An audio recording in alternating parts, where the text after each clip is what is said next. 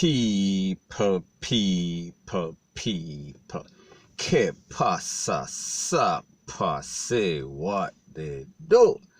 Now, people, what was supposed to end up, according to the DPP, in their crime fighting efforts, what was supposed to end up with a bang and put a dent in a crime and corruption in a Jamaica, people, it ended up in a whimper.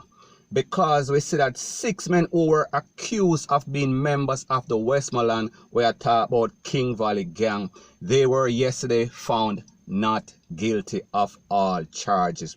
I am speaking about a person whose name is Arlington Godfrey, Ronaldo McKinnis, Derville Williams, Christian Grant, Lindell Powell, Copeland Sankey. Now, people, based on the information that is out there, these men were charged with an 11-count indictment. 11 people, 6 people, 11 counts. And these counts include suspicion of being a part of a criminal organization, providing benefits to a criminal organization, conspiring to commit murder, jump over some woman fence, robbery, extortion, and also lottery scamming. Now, people, when we ask this question, we have to wonder if these criminals were trying to expand on their criminal portfolio, because it seems as if they were involved in just about any and everything.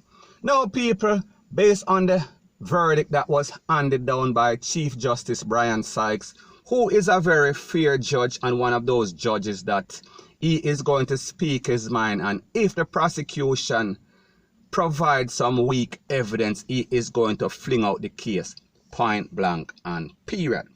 Now, people, based on the information, it is said that out of those 6 men that were charged that were allegedly gang member, which they were, only one of them was set free, and we are speaking about Mr. Sankey, because the other 5 people have other pending charges. May I talk about all sorts of serious crime.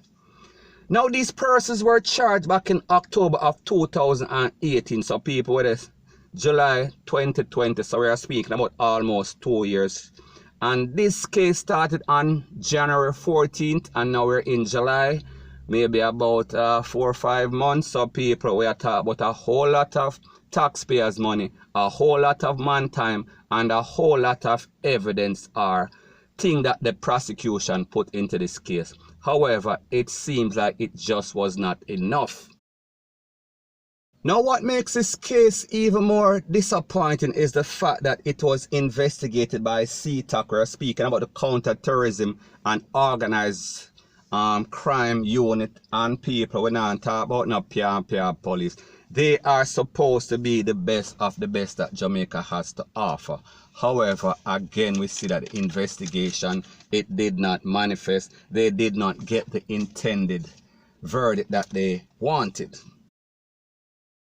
Now, based on the information that is out there, it is said that Justice Sykes should have handed down his verdict last week, Friday or Thursday. However, the defense team wanted to cross-examine the key witness once again, one more again, and people. Who was this key witness? We are speaking about a person that was supposed to be a part of the organization. He was also a part of the King Valley Gang. So people, there goes the credibility. Now, what made this case an uphill battle for the prosecution is the fact that this was not a jury trial. This was a trial that was basically on the judge. We are speaking about Chief Justice Sykes, and people, he is a person that knows the ins and outs of law, and whatever he heard, him know how to analyze and make sense out of nonsense. Because people, clearly we see that when it comes to Jamaica, and it seems as if they are irrational, they are easily manipulated, and also them can be easily tricked. So therefore, if a jury goes into a trial and he believes any and everything the prosecution says, and they believe that everybody that comes in front of the court is guilty as charged, sometimes even if the evidence is weak, they are always going to convict. We are speaking about the suspect. However, as it pertains to a judge, if this judge is fair, if this judge really analyze the case and see the inconsistencies, in the witness, which happens to be a gangster. Therefore, it is always going to be an uphill battle, especially when the judge made it very clear that the testimony that was given in court was completely different, was the polar opposite of what the witness said or told the popo initially when he was held. So people, problems on top of problems. So basically, Justice Sykes said that after this key witness, which was shady, and the evidence that was provided after by the prosecution, it was weak, it was lacking. So people, if the person that the whole thing, the anchor of the prosecution case depended on, if it kind of weak, if it kind of shaky, and also the evidence, that means that the whole thing is going to come to a shamble. And people, that is exactly what took place in this case. And what is even more surprising in the whole thing is that the DPP, I am speaking about Paula Llewellyn, she said that she is surprised by the verdict because the prosecution did everything that they could do. They put in all the evidence. They put in a very good fight. However, they came up short. Now, people, let me ask you a question. This was supposed to be one of the major gangs in Jamaica. This was supposed to be a case that was investigated by CTOC. This was supposed to be a case that had 11 counts of some serious things. We are talking about the worstest of the worst crimes in Jamaica. People, they could not bring it home. They could not manage to secure a conviction. Not 1, not 2, not 3, not 4, not 5, not 6. Everybody walk with scot-free from this case, and like I said before, there are 5 out of the 6 persons that still remain in the custody of the big yard because, like me say, they are criminals from day one. They have history of criminality, so therefore them have other cases to attend to. So only one left. Me I talk about Sankey. Now when we observe a case like this, it tells us something that is very disheartening. It tells us that Jamaica is lacking in investigation. It tells us that the popo, the investigators, the DPP, they are not on one. We are talking about bar, not one wavelength. They are not synchronized because one person don't know what the next thing is thinking or the next person is thinking. So therefore, the foot no different from the head. Everybody is going in a different direction. There is no coordinated effort. And this comes from lack of professionalism, lack of preparation, and even most importantly, because there is a genuine distrust of people in the community. They are not going to get credible people for basically come and testify because they not trust the police, because they feel as if the popo would give their names to the people that they are investigating or trying to prosecute, and the next thing them know, the whole of them family gone. So people, nothing is going to change until the culture of crime in Jamaica change, until the people, and we are talking about the residents and citizens of Jamaica, play them part, because the popo cannot do it by themselves. And people, yet again, we see a next big case that basically fall by the wayside, and it is because of a lack of coordinated effort by the popo, by the DPP, and the residents them in the community. So therefore, these persons, if and when them beat them other case, they are going to be out there plaguing Jamaica once again, one more again. However, people, all is not lost, because usually when these gangsters come out, them usually end up on the next side of life. May I talk about to the afterlife, because somebody is going to take them out. May I talk about the popo or even their own cronies, because like them say, whatever goes around comes around, and karma is always there to get some sort of justice.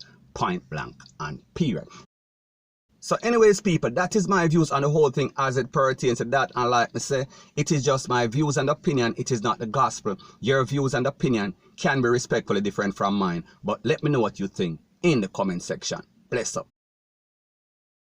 Now, before I move to the next part of my video, please subscribe to my next channel. It is called Jamaica Dancehall Source, one word, and I'll be pinning the link to that channel in the description of this video. Now, people, the next thing that is popping is that we see that dancehall artist Tommy Lee Sparta, he is once again in the custody of the popo in Montego Bay Freeport to be specific. And this is based on a person of interest that the Popo put out a couple of days ago, and he was supposed to turn in himself, we were speaking about, by 12 p.m. yesterday. However, once he got there on time, in the presence of his lawyer, Mr. Smith, he was taken into custody under the zone of special operation. Now, people, what the zone of special operation means is that they can hold you for a unspecific or undetermined amount of time. So therefore, them can hold you until them feel like they've done proper investigation. That means that normally you can be held for about 72 hours, which is about what, 3 days. However, in this case, it is whenever. Now, people, let me ask you a question. There's a thing called double jeopardy. That means that you can't hold somebody and try them for the same thing over and over. However, in the case of Tommy Lee Sparta, we see that this is a reoccurring theme. We see that this is a sequel. We are seeing that this is double jeopardy, triple jeopardy, quadruple jeopardy, all sort of jeopardy. It is jeopardy to infinity. Now, people, let me ask you a question. If you hold a person 1 time, 2 times, 3 times, 4 times, and you say the same thing and you come up with nothing, you come up with a whimper when you claim that you have some sort of bang. People, doesn't this tell you that the government, and specifically the justice system, the Popo, they have zero? And even if them have all sorts of allegation, they need evidence, because people, that is what wins in court. We are speaking about evidence. We are talking about backing evidence. We are speaking about things to substantiate your case. You have to build your case with investigators. You can't talk about hearsay. You can't talk about where somebody tell you or where you hear our word on the street. It is all about evidence. This is not the court of public opinion. This is the actual court of justice. So therefore, if you keep holding this person over and over, and you can't come up with no sort of evidence, you cannot even charge him for nothing. You're just holding him. You're just inconveniencing the person. And people, let me say this once again. This is my disclaimer, because me know so we have the idol. We are talking about brainwash sheep them that are out there, that are always in my comment section for some unknown reason.